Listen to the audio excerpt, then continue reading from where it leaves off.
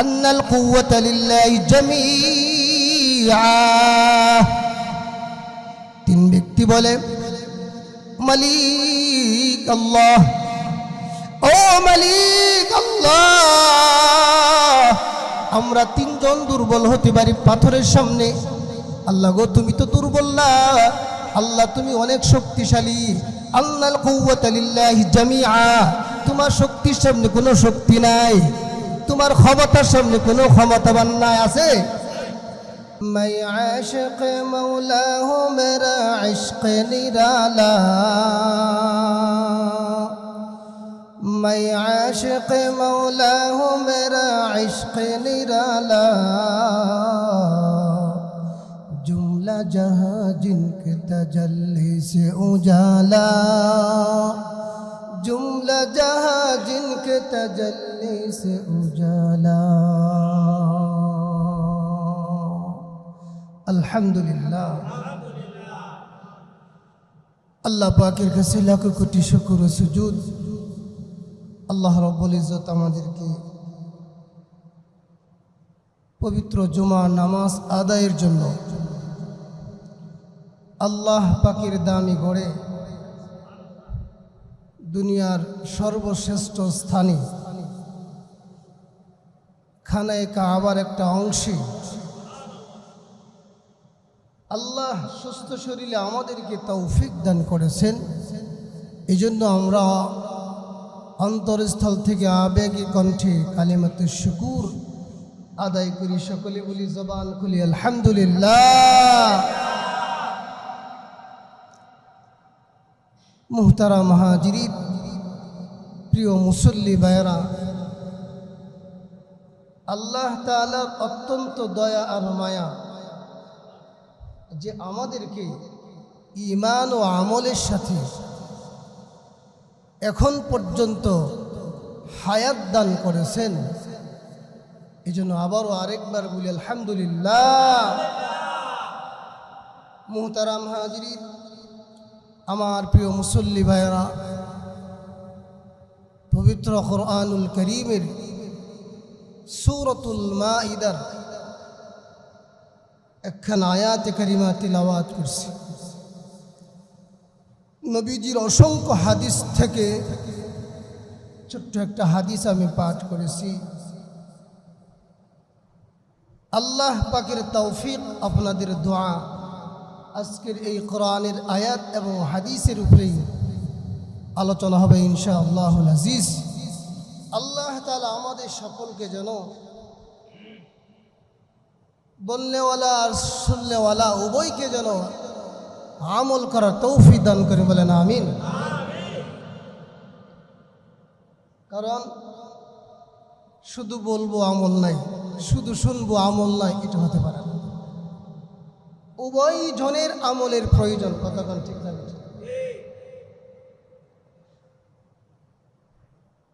আমি যে আয়াত পড়ছি, ইসলামী শরিয়তের মধ্যে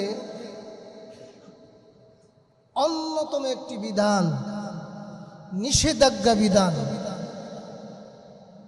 আল্লাহ তাআলা এই আয়াতের মধ্যে ফরমান জারি করেছেন। আল্লাহ এই আয়াতের মধ্যে বলে দিয়েছেন ঈমানদারের জন্য, মুসলমানের জন্য নিষিদ্ধ কাজগুলো কি। আমরা আমাদের মনে যা চায় হয়তো তাই করি, কিন্তু আল্লাহ রব্বুল ইজ্জত কোরআনের মধ্যে স্পষ্টভাবে আদেশ এবং নিষেধ আছে না নাই? হয়তো আমরা আয়াত জানি না, আয়াতের অর্থও জানি না, কিন্তু আমাদের জানার দরকার আছে। আল্লাহ রাব্বুল ইজ্জত বলেন, বিসমিল্লাহির রহমানির রহিম।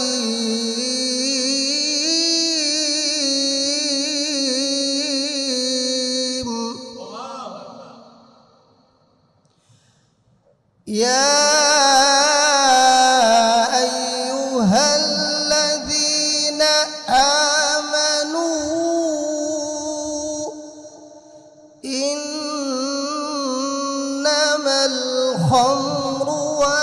والميسر والأنصاب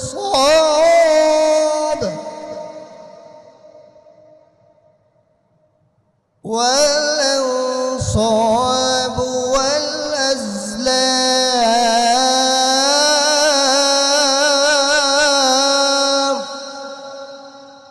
رجس من عمل الشيطان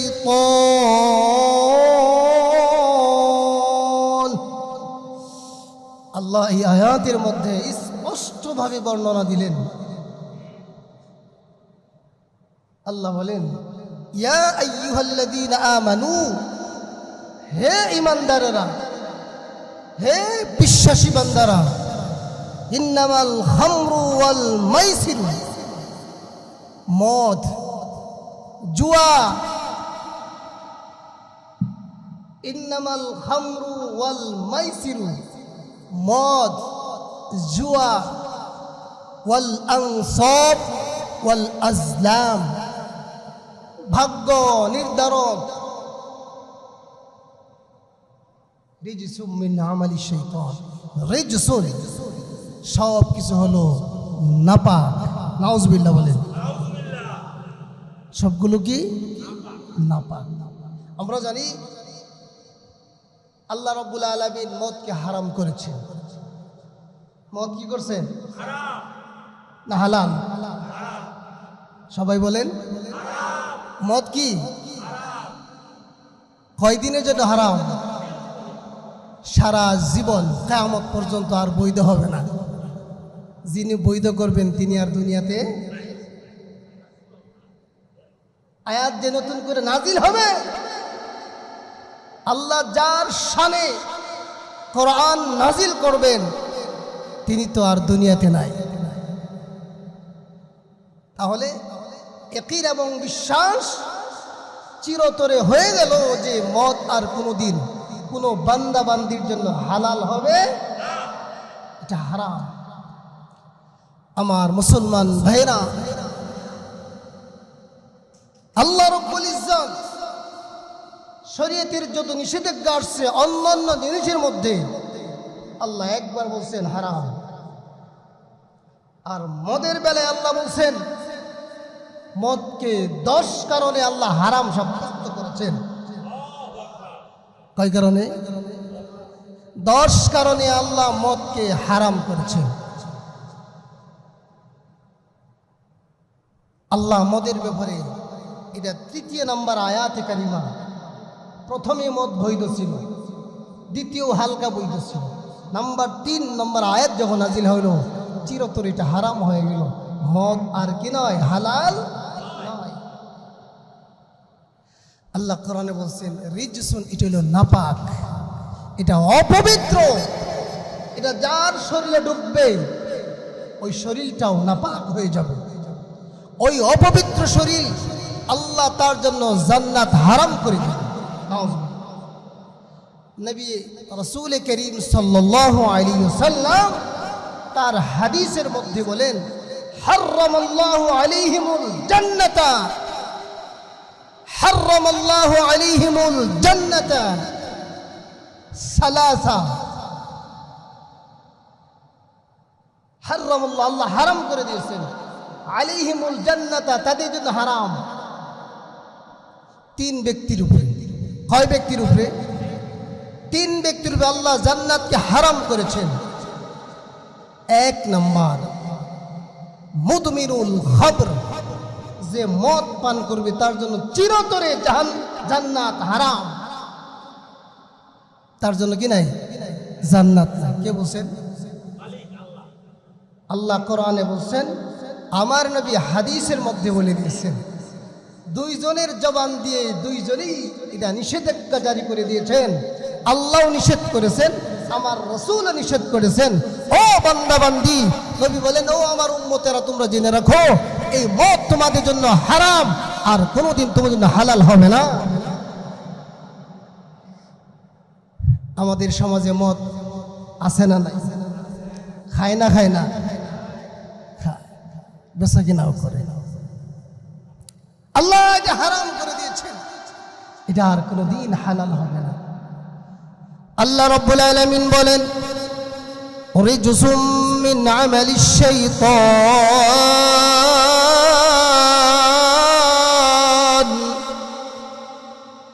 রিজসুন মানে নাপাক। নাপাক কেমন নাপাক? কুকুর নাপাক, কুকুরের পেশাবো নাপাক। কথা কোন ঠিক না? হে মুসলমান, কুকুর যেমন নাপাক, কুকুরের পেশাবো নাপাক, কুকুরের ছোঁয়া লাগলে যেমন নাপাক হয়, কুকুরের মুখের জুতা লাগলে যেমন নাপাক হয়, কুকুরের পেশাব লাগলেও তেমন নাপাক হয়ে যায়। কথা কোন ঠিক না? হাদিস শরীফের মধ্যে আল্লাহ রাসূল সাল্লাল্লাহু আলাইহি ওয়াসাল্লাম বর্ণনা করেন কুকুর যেমন নাপাক, কুকুরের পেশাবও নাপাক, তার চাইতে 1000 কোটি গুণ নাপাক হলো মদ পান করা। মদ, জোরে বলেন না নাউজুবিল্লাহ।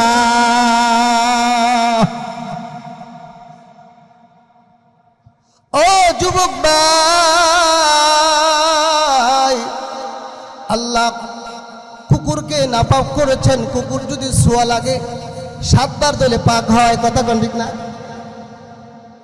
কুকুর যে জিনিস খায়, কুকুর যে জিনিসে মুখ লাগায়, ওই জিনিস যদি আপনি ধুয়েলেন 7 বার ধন, তাহলে পাক হয়ে যাবে। এই অন্তরের ভিতরে, এই জবানের ভিতরে যদি মদ আর জুয়া মদ যদি লাগে, এটা কোনোদিন হারাম হবে না। আল্লাহ এটা কোনোদিন পাক হবে না। আল্লাহ তার জন্য জান্নাত হারাম করে দিয়েছেন। এই জন্য আমরা মদ খাবো না, ছাড়বো। মদ জীবনে খাবো না। জোরে বলেন, মদ খাবো না। মদ যে খায় তার সাথে কোনো বন্ধুত্বও নাই। কথা কোন ঠিক না? এই সমাজের মধ্যে যারা মদ আনাগোনা করে, আসা যাওয়া করে, আমরা তাদের থেকে দূরে রাখবো। শুধু তাই নয়, এটা প্রতিরোধ করার আমরা চেষ্টা চালা যাবে ইনশাআল্লাহ। বলেন, নবীর উম্মত তো তারাই, নবীর উম্মত তো তারাই যারা হালাল হারামকে বাইসা চলে, জায়েজ নাজায়েজকে যারা বাইচা চলে, তারাই তো নবীর উম্মত। কথা কোন ঠিক না? ইমানদার বান্দা তো তারাই, পাইলেই তারা খায় না, পাইলেই তারা গ্রহণ করে না, পাইলেই তারা ব্যবহার করে না। এটা যাচাই করতে হবে, তাহকিক করতে হবে, এটা আমার চিহ্নিত করতে হবে, এটা হালাল না হারাম, এটা হালাল না হারাম। জোরে কোন ঠিক না বেঠি? মদ যেমন না পাক, খাওয়াইলো গুনাহ। জোরে কোন ঠিক না? খাওয়া কি গুনাহ। শরীরে ঢুকলে শরীরটাও নাপাক হয়ে যায়, তার দেহের মধ্যে কোনো রহমত আর বরকত থাকে না। লোকটা যেই ঘরে ঢুকে, ওই ঘরের মধ্যেও কোনো বরকত থাকে না। যেই সমাজে ঢুকে, ওই সমাজে কোনো বরকত থাকে না, ওই সমাজে কোনো রহমত বরকত কিছুই থাকে না। কারণ আল্লাহ হারাম করে দিয়েছেন। এটা হারাম, এটা হারাম, এটা হারাম, সারা জীবনের জন্য এটা হারাম। ঠিক না? আল্লাহ ওয়ালা হওয়া যায়, আল্লাহ ওয়ালা হওয়া যায়। ইবাদত করলে, বন্দেগী করলে যেমন আল্লাহ কবুল করে নেন, আল্লাহর কোনো বান্দা বান্দি যদি গুনাহ ছেড়ে দেন, আল্লাহ তাকেও আল্লাহ ওয়ালা বানায়া দেন। কন্যা সুবহানাল্লাহ। অনেক ইতিহাস আছে, বহু ইতিহাস আছে। গুনাহ ছাইরা দিয়া আল্লাহ ওয়ালা হয়ে গেছে, গুনাহ ছাইরা দিয়া আল্লাহ প্রেমিক বান্দা হয়ে গেছে। তিনি যা কয় আল্লাহ তাই শুনে, যা চাই তাই দেয়, যা বলে তাই শুনে। কথা কোন ঠিক না বেঠি? ইতিহাস আছে, ইতিহাস আছে। বান্দা যা চাই আল্লাহ তাই দিয়া দেয়। সে একজন আবেদ, সে একজন মদখোর ছিল, নাপাক ছিল, গুনাহগার ছিল, এমন তওবা করছে, তওবা করার কারণে আল্লাহ তারে একদম আল্লাহওয়ালা বানিয়ে দিয়েছে। সুবহানাল্লাহ হামদি। আল্লাহর পয়গম্বর একদিন সাহাবীদেরকে ডাক দিয়ে বললেন, এরকম মজমা বসালেন, সাহাবীদেরকে ডাকলেন, আমি তোমাদেরকে কিছু নসিহত করতে চাই, 5টা নসিহত করতে চাই। কয়টা নসিহত? 5টা নসিহত করতে চাই, তোমরা মানমানি। সাহাবারা বললেন, ইয়া রাসূলুল্লাহ, অবশ্যই আমরা মানব, জীবন দিয়ে হলেও আমরা সেটা মানার চেষ্টা করব ইনশাআল্লাহ। সাহাবীদের মধ্য থেকে একজন সাহাবী হযরত আবু হুরায়রা দাঁড়ায় গেলেন, ইয়া রাসূলুল্লাহ, আপনি কথা বলবেন, আদেশ করবেন, নসিহত করবেন, আমরা মানবো, এটা হতে পারে না। এটা হতে, নবীর উম্মত তো তারাই যারা নবীর যারা মানে, যারা ইতাআত করে, যারা অনুসরণ করে, নবীর উম্মত তো তারাই। কথা কোন ঠিক না? আবু হুরায়রা বলে, ইয়া রাসূলুল্লাহ, আমি আপনার কথাগুলি মানব। আল্লাহ রাসূল তার এবার হাতটা ধরলেন, তার হাতের আঙ্গুলগুলি গণলেন, 1 2 3 4 5, 5টা আঙ্গুল গণলেন। গোনার পরে বললেন, আমি 5টা ওসিয়ত করবো তোমাদেরকে। 1 নম্বরে বললেন, তোমরা গুনাহ ছাইরা দিবা। কি ছাড়বা? গুনাহ তোমরা ছাইরা দিবা। 1 নম্বরে বললেন, তোমরা গুনাহ ছাইরা দাও, আল্লাহওয়ালা তোমরা হয়ে যাবা, আবেদ হয়ে যাবা, আল্লাহওয়ালা হয়ে যাইবা। শুধু গুনাহটা ছেড়ে দাও, ইবাদত বন্দেগী যাই করো না করো, শুধু গুনাহটা ছেড়ে দাও, গুনাহ ছেড়ে দাও, আল্লাহওয়ালা হয়ে যাইবা। কন্যা সুবহানাল্লাহ। এই যুগের উম্মত তো গুনাহ নিয়েই ব্যস্ত, আমল নিয়ে ব্যস্ত না, গুনাহ নিয়ে কি ব্যস্ত। উম্মতের ভিতরে আমল করা কঠিন, গুনাহ করা সহজ। আমল আপনি চালায় যাবেন বাধা, কিন্তু গুনার কাজ চালায় যাবেন বাধা কম। কতক্ষণ ঠিক না বেটি? খুব কম। উম্মত খুব মুসিবতের মধ্যে পড়ে আছে, আমরা খুব মুসিবতের মধ্যে পড়ে আছি, কিন্তু মুসিবত থেকে তো বাঁচতেও হবে। কতক্ষণ ঠিক না? আল্লাহ রাসূল একদিন বলেন, বনি ইসরাইলের ইতিহাস সাহাবীদের সামনে উঠে ধরলেন। বনি ইসরাইলের মধ্যে 3 যুবকের ইতিহাস সামনে উঠে ধরলেন। হে সাহাবীরা, তোমরা শুনো, বনি ইসরাইলের 3 যুবক ছিল, যারা পাহাড়ের পাশ দিয়ে তারা চলতেছিল। হঠাৎ ঝড় তুফানে তাদেরকে আক্রমণ করলো। তারা পাহাড়ের ভিতরে গুহায় ঢুকলো ওই ঝড় আর বৃষ্টি থেকে বাঁচার জন্য। পাহাড়ের চূড়ায় ছিল সেই টনের টন বড় এক পাথর। আল্লাহর কি কুদরতে এই পাথর ওই পাহাড়ের ওই জোয়ারের বাতাসে আস্তে আস্তে আস্তে আস্তে গুহার মুখে এসে থেমে যায়, মানে গুহার মুখটা ভরে যায়। ও সাহাবীরা আমার, তোমরা জানো না আল্লাহর কি কুদরত, ওই পাহাড় থেকে পাথরটা নেমে নেমে ওই গুহার মধ্যে আইসা মুখে আইসা থেমে যায়, আর কোথাও যায় না। গুহার ভিতরে কে? 3 যুবক। গুহার ভিতরে কে? 3 জন ব্যক্তি। 3 ব্যক্তি গুহার ভিতরে। এই 3 ব্যক্তি, তারা 3 জনে পরামর্শ করে, হাই রে, ঝড় বৃষ্টির থেকে বাঁচার জন্য গুহায় ঢুকলাম, এখন তো যে পাথর আমাদের গুহার মুখে আছে, আমরা তো বাঁচতে পারবো না, আমরা তো এই পাথর সরাইয়া আমরা কোনোদিন বের হতে পারবো না, এই শক্তি তো আমাদের নাই। কথা কোন ঠিক না? টনের টন ওজন যদি পাথর হয়, এই পাথর সরানোর কি 3 ব্যক্তির সামর্থ্য রাখে? তারা ছেলেনগা। আমাদের কি করা উচিত? আমাদের কি করা উচিত? আমাদের করার একটাই আছে, আমরা দুর্বল হতে পারি, আমার আল্লাহ দুর্বল নয়। কথা কোন ঠিক না? আন্নাল কুওয়াতা লিল্লাহি জামিআ। 3 ব্যক্তি বলে, মালিক আল্লাহ, ও মালিক আল্লাহ, আমরা 3 জন দুর্বল হতে পারি পাথরের সামনে।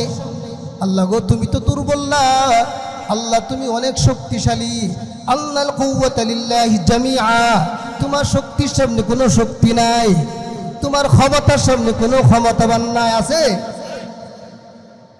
কি করা যায়?